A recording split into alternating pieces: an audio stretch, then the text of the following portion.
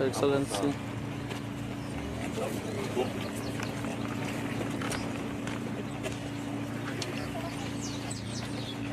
Koja kidogo.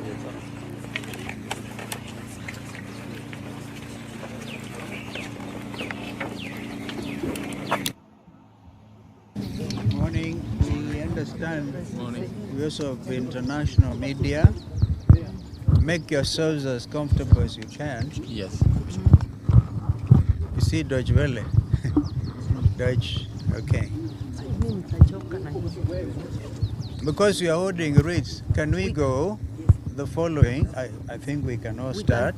But before we start, I think we are witnesses to the fact that this is a most successful public holiday because of the police barricading, so people could not come to places of work. And so on our part, we commit that when we take over next year, God willing, we shall formalize this day to be a proper public holiday, complete with the points that the Gen Zs have actually highlighted in the 6-point agenda. So our only objective today is to go and lay the wreath in the company of the victims, the relatives of victims, and we hope that it will go on as peacefully as it looks. Yeah, but we need to add Now, that everybody needs to know those malicious people who may have arranged for goons to be in the CBD. We are not in the CBD. Any goon in the CBD belongs to the authorities, not to us. As I came from home, they've barricaded everywhere. I had to open my window at the Aga Khan to tell the police I need them to remove the stones for me to pass. I'm coming to Serena. I was not hiding. Again, they removed the stones at another barrier near the museum. And I told them we are peaceful. I'm coming to Serena. So there are such barriers. There is so much police presence.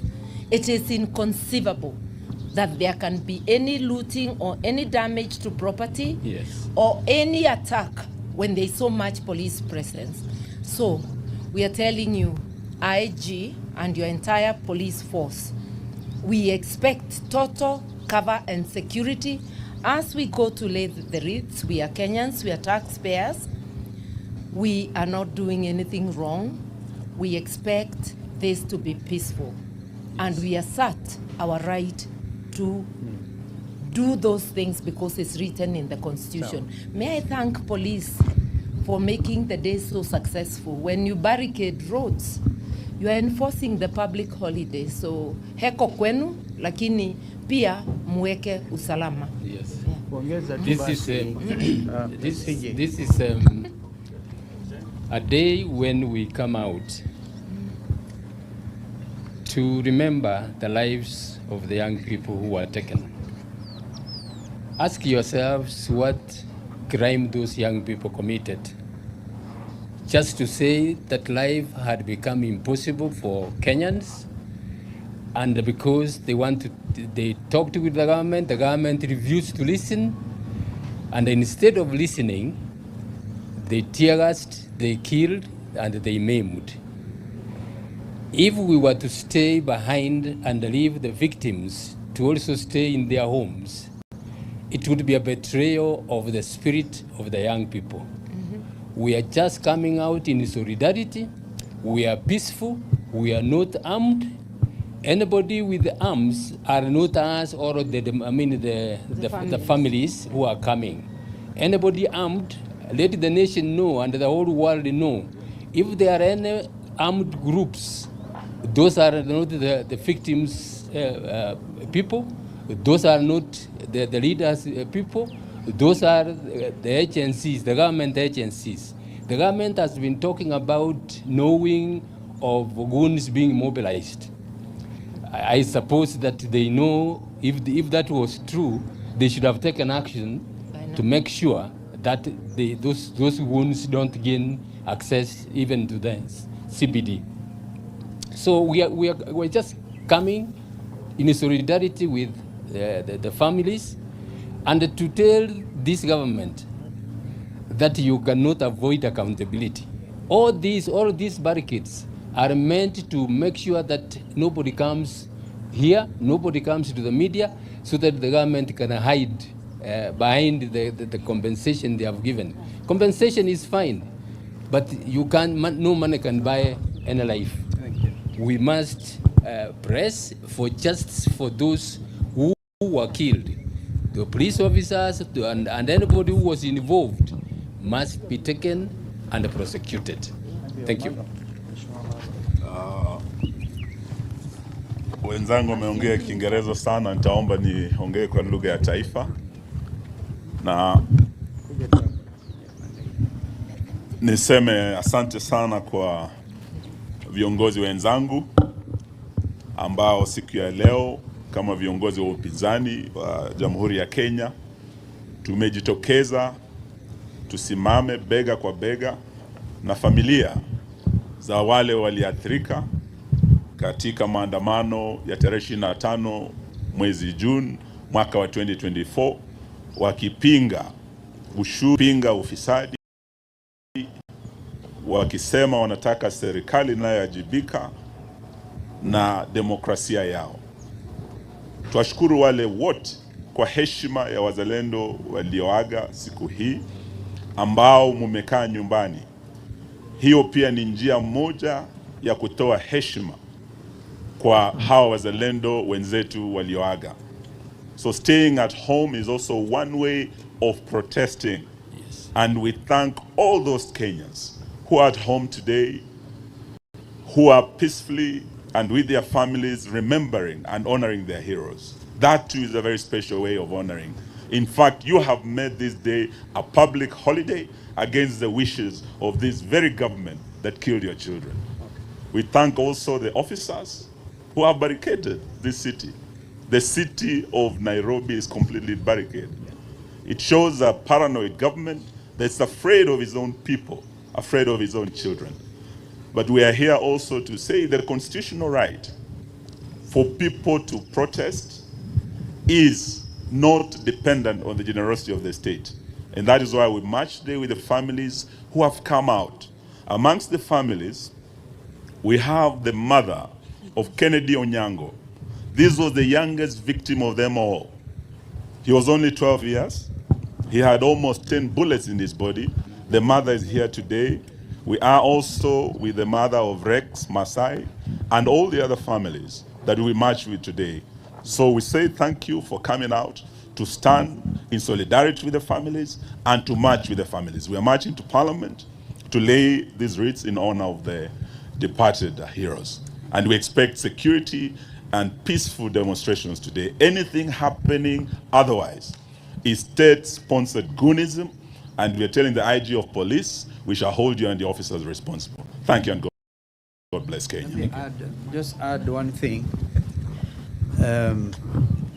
Musika mwenyewe alisema walipatiwa notisi kikamilifu. Na pia kwa hafla hii tunaandamana pia na waathirika na vile familia zao na wenzetu wengine ambao wako hapa. Tuko pamoja as kama United Alternative Government. Our brother Rigiji is out there, and Monyoro is with us. Our brother Fred Matiangi is with us. Our brother JB Muturi is also with us. In fact, for JB Muturi is watching closely because he is the chair of the Restorative Justice Commission, which is what we as a United People's Government put in place. Mama Kennedy is here.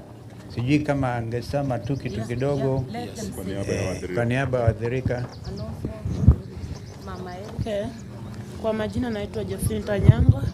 Mimi ni mama Kennedy Onyango. Kennedy Onyango alikuwa na miaka 12. Mimi ama sisi tunataka justice. Tafadhali Mr. President, tunataka justice. Nataka kuona serikali aliyeua mtoto wangu. Angalau nitamsamehe.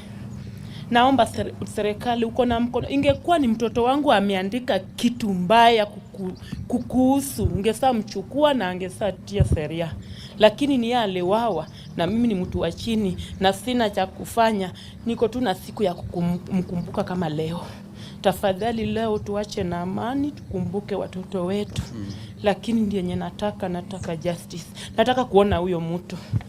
Hata sitasema afungwe afanywe nini, lakini nataka kumuona. Tafadhali. Thank you. Leo tafadhali usitupee tia gas ile tulikula last year. Tafadhali. Hii age yetu sio ya kukimbia na kurukaruka kwa barabara. Hapa sijakuja kuruka na sijakuja, niko na uchungu. Tafadhali. Hiyo ndio ombi langu. Thank you. Anybody else? Erickson's mother. Her son was killed outside Parliament. Oh. Huyu ni ile Mama Erickson. Mama Erickson. Kwa majina naitwa Caroline Mutisia, Mama Erickson, kijana mwenye aliuliwa nje ya Parliament.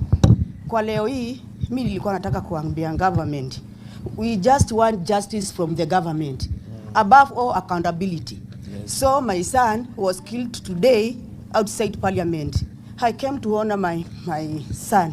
So nataka kuambia government, leo last time walitukataza, leo nataka tuende tuweke maua pamoja na viongozi wetu wa hii nini.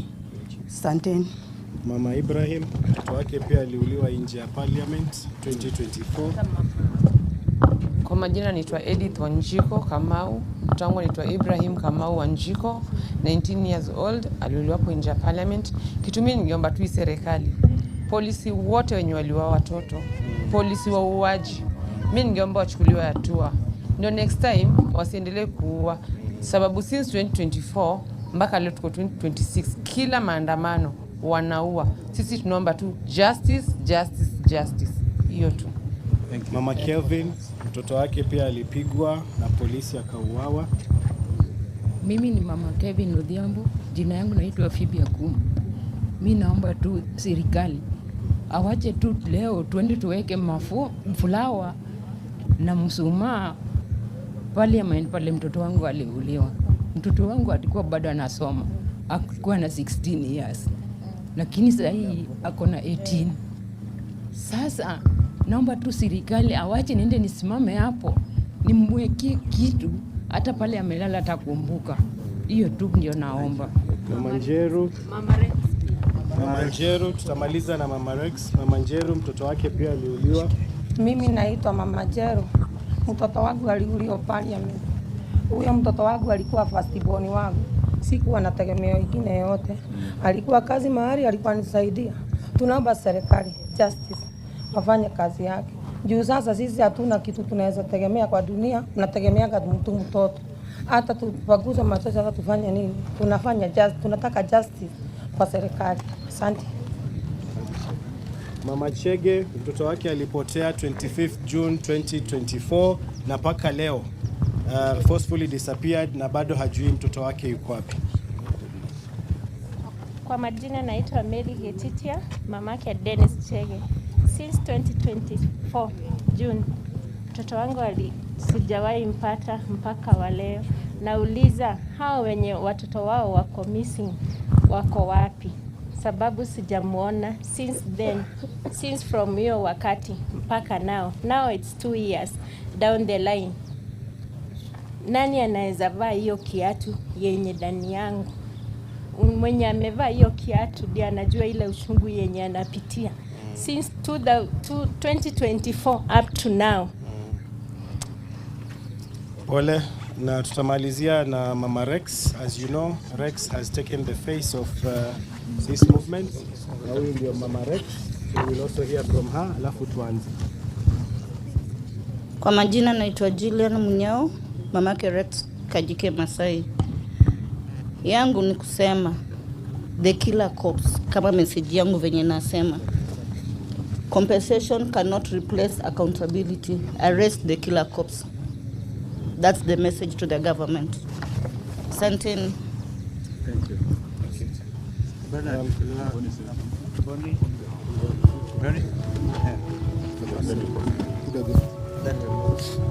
Hello, we are here today to remember the young people we lost in 2024, 2025.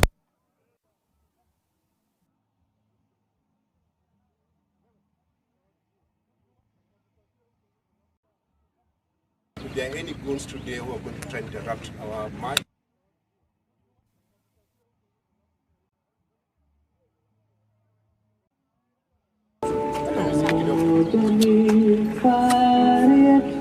so we are marching to Parliament in peace.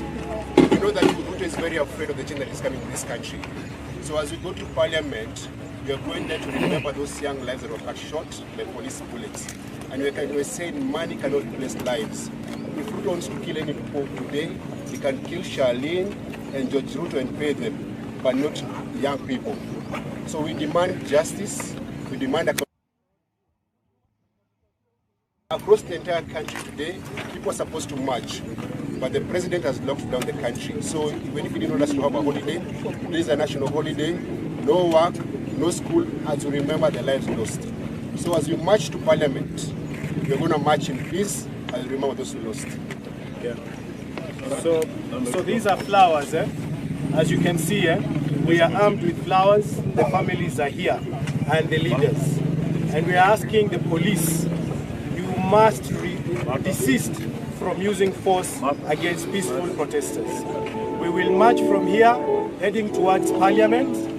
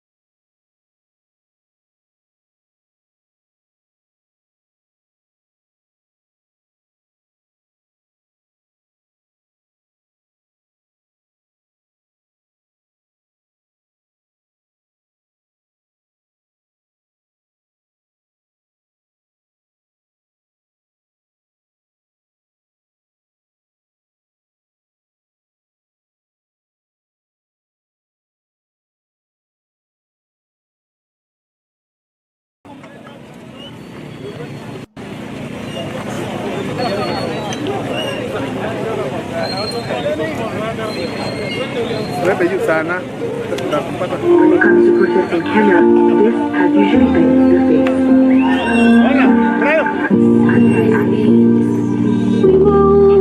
Kizazi cha vijana watu wote mnaombwa usikize kwa makini. Ilikuwa Juni 25 mitandaoni tuliona vijana wakinyanyaswa. Sio Rais Kanyike peke yake, bali wengi wao waliuawa wakiandamana.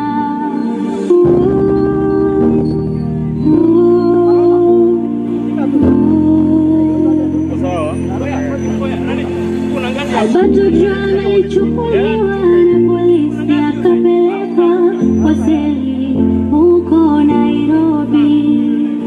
Kilichotokea baadaye tulishtuka, aliteswa akauawa kwa mikono ya polisi. Tulipotoka kwenda kuandamana, Boniface alipigwa risasi tukitazama.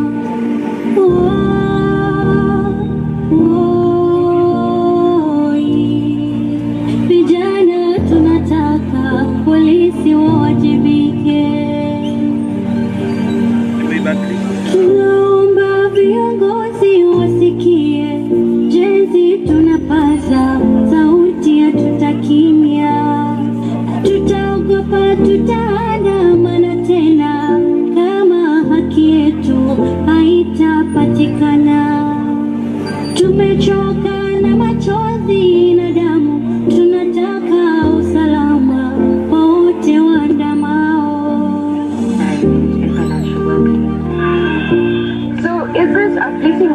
the start of a sustained movement.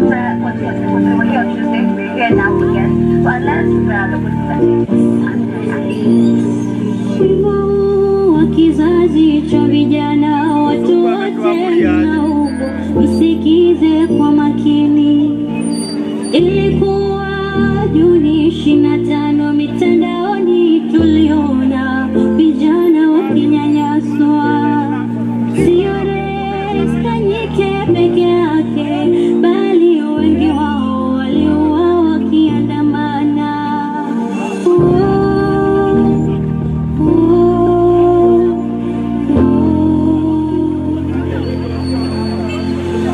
Alberto John alichukuliwa na polisi akapelekwa kwa seli huko Nairobi. Kilichotokea baadaye tulishtuka, aliteswa kauawa kwa mikono ya polisi. Tulipotoka kwenda kuandamana, Boniface alipigwa risasi tukitazama.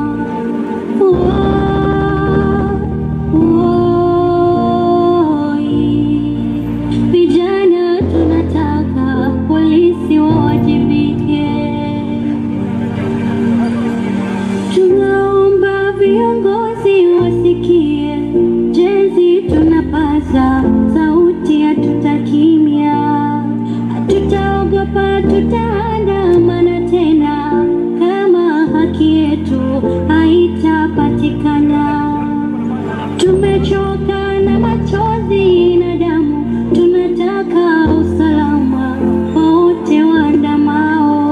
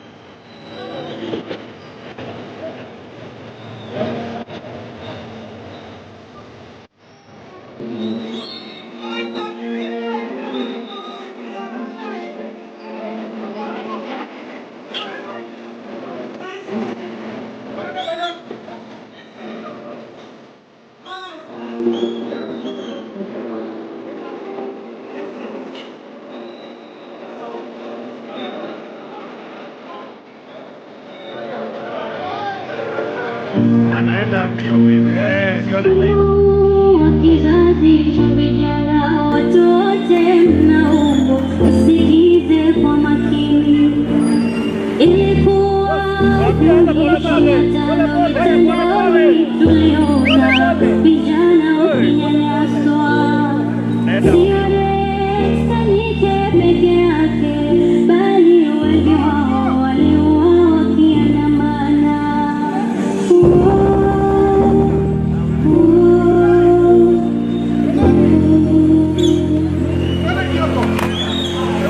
Alberto John alichukuliwa na polisi akapelekwa kwa seli huko Nairobi.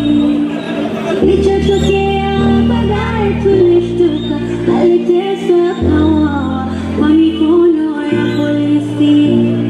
Tulipotoka kwenda kuandamana, Boniface risasi tukitazama.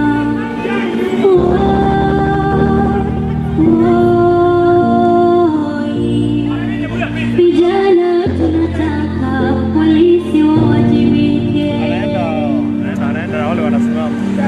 Tunaomba viongozi wasikie, jezi tunapaza sauti ya tutakia.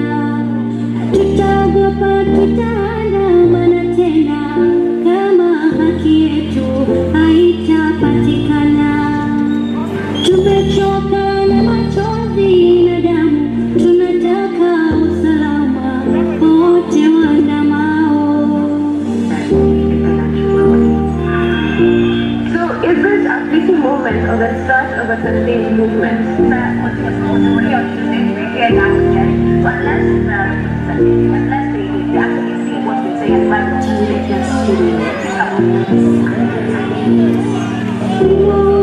wa kizazi cha vijana, watu wote mnaopo, msikize kwa makini. Ilikuwa Juni 25 mitandaoni tuliona vijana wakinyanyaswa. Sio Rex Kanyike peke yake, bali wengi wao waliuawa wakiandamana.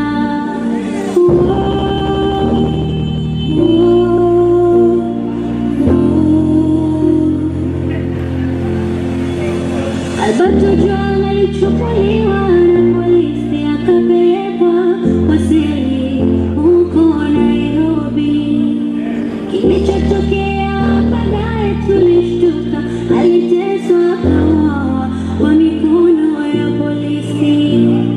Tulipotoka kwenda kuandamana, Boniface alipigwa risasi tukitazama.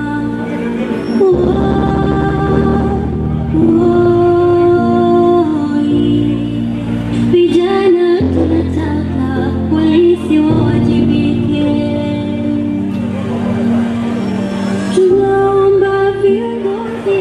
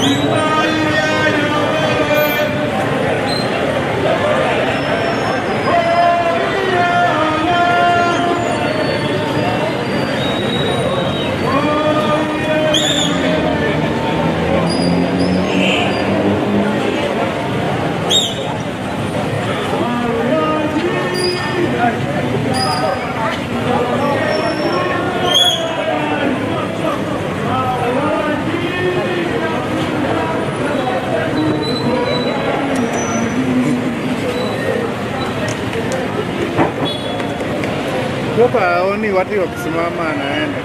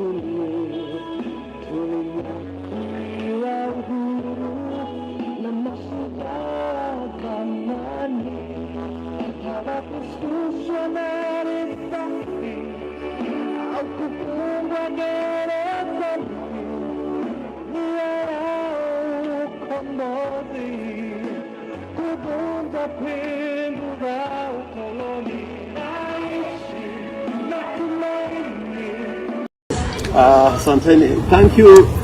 There was an earlier press conference of opposition leaders together with the leadership of civil society and the parents of the victims, parents and the relatives of the victims of the brutalities that were witnessed 2 years ago. I was not in that press conference. I'm happy to be joined by my friend Honorable Jim Omalo, who is the principal of the emergency opposition, and Mama Kennedy, and there's another mother who is in the way, coming, Mama Rex.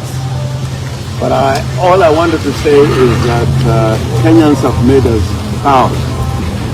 You have made the families and the relatives and the friends of those who lost loved ones proud, because on this day you have stood together with them in commemoration of their loved ones 2 years ago, and those who were injured and maimed, and those who had properties damaged 2 years ago because of acts of impunity and police brutality. I must say overall today was a successful day and continues to be a successful day. We have reports of participation in this commemoration in the whole country, including Mombasa, and we've seen what has happened in Nairobi, in Western Kenya, in Rift Valley, and also in Nyanza, places like Kisumu, Ahero, and all these places have shown a spirit of patriotism. And as we said, Kenyans have listened to Mama Kennedy, because when we went to present the papers, the petition, and the notice to the police, she asked that today be a public holiday. And we have done the runs in town all over.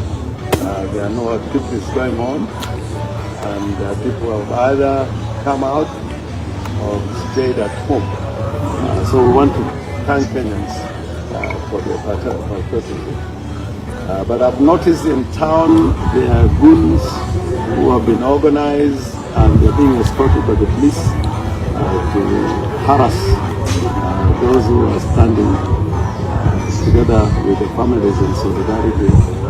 This is contrary to what the assurances given by the Cabinet Secretary for Interior and the leadership of the police. Goonism, it is now clear without a doubt, is an agenda that has been propounded and implemented by the government. And I don't know what President Ruto wants Kenya to be. Having sent policemen to Haiti, I would have thought that you would not want Kenya to be like Haiti. In Haiti, they created an alternative militia known as Tonton Makut. And here in Kenya, those that are in government, led by the president, are using goons to try and interfere with the peaceful demonstrations which guarantee down the Article 37 of the Constitution. And Kenyans need to enjoy fully the right to demonstrate, picket, and to present petitions. Today, what I've seen is an interference with the exercise of that right. We wanted actually to lay the roots on the grounds, the precincts of Parliament. That was not possible because Parliament was barricaded and the whole town was actually barricaded. It was reminding me of Baghdad at one point, where every single institution was barricaded because of the war that was going on in Iraq. Nairobi, I bet, like being in a war zone. The fence that was put around Parliament, instead of being the people's palace for legislation and the people's house for making laws, it was completely barricaded with a wire fence and a court of dozens and dozens of policemen. So I want to say in conclusion that this thing will continue next year and in subsequent years. We were told that today was going to be a normal day. It was not a normal day. And they don't talk about a normal day when people have been killed. This is a day when people are brutally murdered and assassinated. It can't be a normal day unless we do not live by the values and principles of Constitution. So Kenyans decided that today was going to be a normal day with normal activities. It was essentially a public holiday.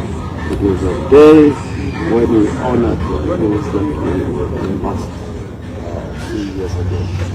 So I want to thank you and continue to urge Kenyans as we speak now to continue keeping away from activities, the normal activities, and also to continue to protest and demonstrate until the end of the day today at 6:30 p.m.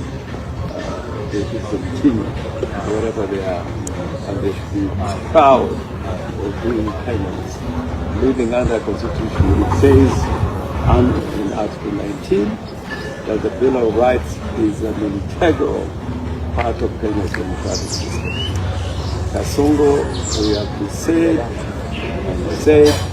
that because of the sins he has committed with people of Kenya, he is a one-term president. And we, together with our friends in the opposition and the movement for change, we are going to make sure that that political objective is realized. Asante sana. I'll ask my colleagues who spoke earlier in another press conference, Regime, Omala, the party leader of the Democratic Party of Kenya, and the Capital Alliance Party of Kenya, and Mama Kennedy, one of the things. Please, come and sit there.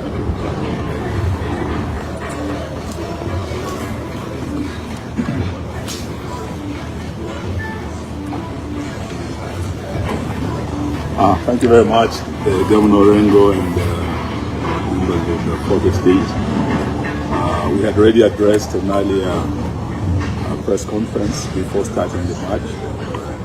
And I just want to thank the media and all those who are courageous enough to come out today to join the families. Amongst them is the mother of the youngest victim of the 25th June killing, Kennedy Onyango's mother. You do recall he was only 12 years and he took the highest number of bullets. When we started the march today, Mama Kennedy told President Ruto and his government that they were here to commemorate, to remember their children, to honor their heroes, and they did not want the violence or the threats to prevent them from enjoying that constitutional right under Article 37. We are happy that the march has been successful. The march to Parliament was peaceful. And the people have demonstrated, as Governor Orengo has said, that when the people say it will be a public holiday, they have the last say. And today it has turned out to be a public holiday. And as the incoming government, we will ensure that in future, memorials on this day will be formalized as a public holiday to celebrate the courage of our young people who came out to demand good governance, to demand accountability. So today's march was a march for justice, a march for accountability. It's not enough that this government has given 3 million shillings to the families. What the families are asking for is justice.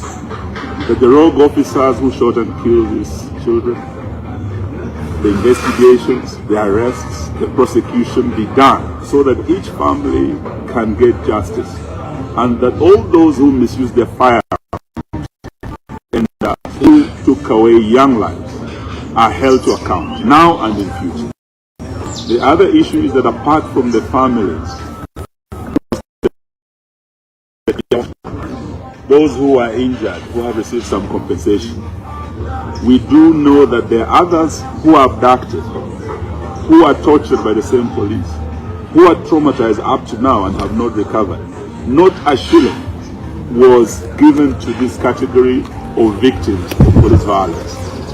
There are also enforced disappearances. Today we are with the mothers, about 3 of them whose children disappeared in those demonstrations.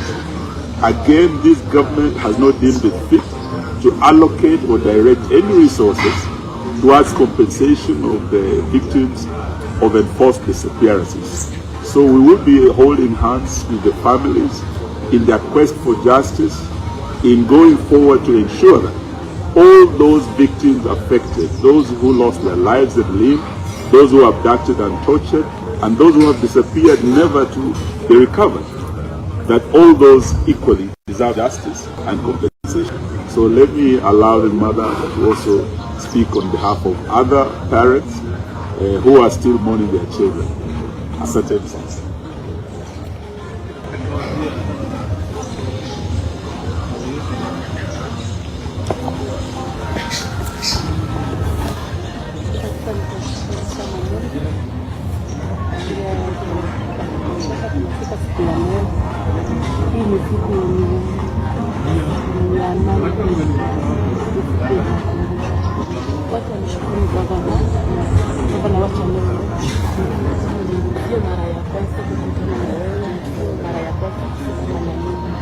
Wakati Kennedy alikufa, ulikuja mpaka kwangu na naona bado kusimama na mimi.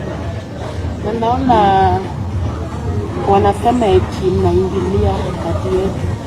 Lakini mimi naona ni kama imesimama na mimi. Nilianza kusimama na mimi kutoka mwanzo mpaka leo. Na siku ya leo ilikuwa siku yetu ya makumbusho. Na tulisema ni holiday. Na sio leo tu. Tunasikia leo milele na milele, hata tukufa watoto wetu watafanya. Hii itakuwa kwa niaba ya wazazi, kwa niaba ya wale waliopotea, kwa niaba ya wote walioumia. Mimi ndio niko hapa, wengine wako njiani wanakuja. Tulianza hii kitu vizuri, angalau niliteseka kutoka Rongai hapa, walianza kufunga Rongai saa 11 saa 10. Nimefika hapa kwa neema ya Mungu. Nimetembea lakini nimefika. Tulianza kumachi vizuri, kutembea polepole, tukiimba. Na kwanza nimeshukuru sana watu wa media. Tulikuwa na hao. Lakini tukastuka kuna sauti, sijui na sauti tofauti wa kichwa wakipiga kelele wakisema watu watoke kwa barabara haraka. Shangaa vile tuko wamama, hata tukuwa wengi, hata tukuwa na watu tofauti, hakuna mtu alibeba mara rungu, hakuna mwenye alibeba mawe. Mtu kama alibeba kitu nadhani ni maua na karatasi. Lakini walikuja wakatawanyika hivi. Hata kufika parliament ilikuwa ngumu, ni kama wawili watatu walifika, wengine hawakufika. Walikuja wakatawanyika hivi. Lakini nashukuru Mungu. Na bado nitashukuru Mungu. Mr. President, wacha tu kwa holiday ya mtoto wetu ndio wapoteza. Lakini tunataka mimi kama mama wa mama wenzangu tunataka kiasi. Hiyo compensation kurudisha hai. Hata hiyo justice haitarudisha, lakini itatupea amani. 3 milioni. Hata ukigongwa na gari insurance inalipa hata moja 3 milioni. Bado narudia kusema sisi ni wanyonge, maskini, hata akipewa mfuka atachukua. Lakini tafadhali kwa nini maneno? Kumbuka tu kitu moja, sisi unatuua na ni sisi ndio tunapita kura. Na ni sisi tunahitaji kurahisisha. Mama kama mimi si mama kuruka kwa barabara. Na ni mama kama mimi ndiye alipanga line akiwa anapigwa na jua hapo na njaa akaenda kupiga kura. Na ndiye atapanga line next year anaenda kupiga kura. Na sasa unatuua unatufanyia hivi. Mimi nimebaki tafadhali. Kwa maskani walioua kwa kitu kwa mama. Fanya vile manchi vingine wamefanya. Wametoa maskari na hata wewe umeona. Watoe unawajua. Hakuna kitu tutawafanyia na hakuna kitu watafanyiwa, lakini watie sheria. Tunataka kesi. Na hata hiyo compensation unasema tunasikia mnatangaza watu wamepata, wakina nani? Kama sio mimi, kama sio Mama, kama sio Mama, kama sio hao watu wengine, ni nani? kama hiyo 3 milioni ndio hakuna mwenye amepata, na nimetangazwa kwa TV imepatikana, na nani ameipata? Kwani ni kweli jamani? Hata kama uongo, lakini tafadhali hata 50% kwa kweli. Thank you so much.